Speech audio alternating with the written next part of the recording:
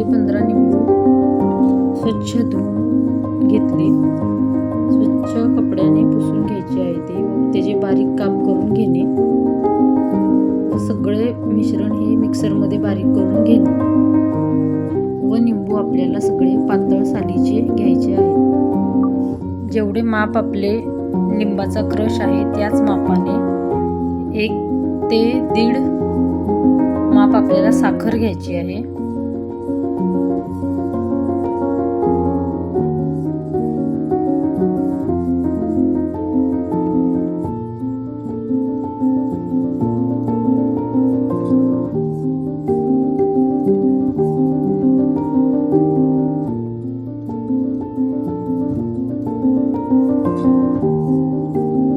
आपण ती साखर 2 भांडे किंवा 1.5 भांडे पण घेऊ शकतो, आवडीप्रमाणे गोड जसे हवे असेल तसे.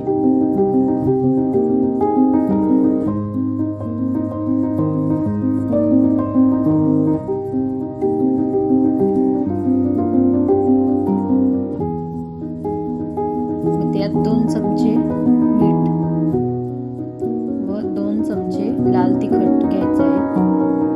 आणि जर आपल्याला जास्त तिखट हवे असेल तर तुम्ही तिखटाचे प्रमाण वाढवू शकता.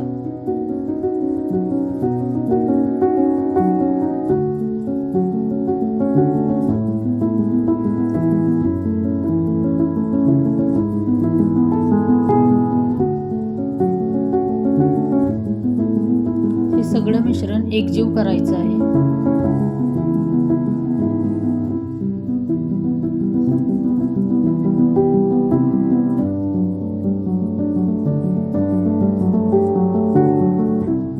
त्यानंतर ते गॅसवर ठेवून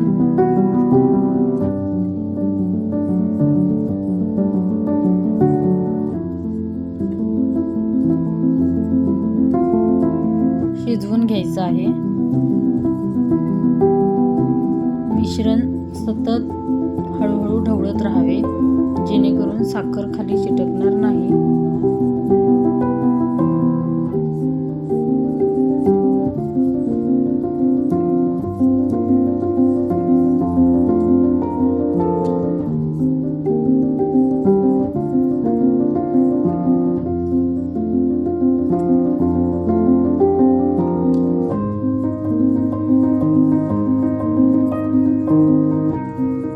पाकाचा एकतारी पाक झाला का आहे हे बघायचं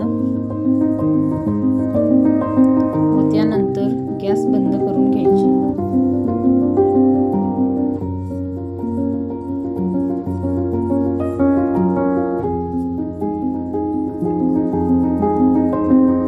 ते सगळं मिश्रण गार करून घ्यायचं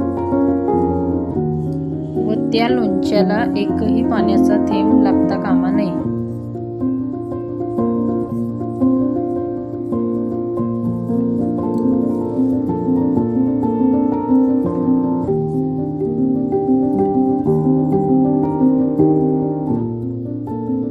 व हे लोणचं 1 ते 2 वर्ष टिकते.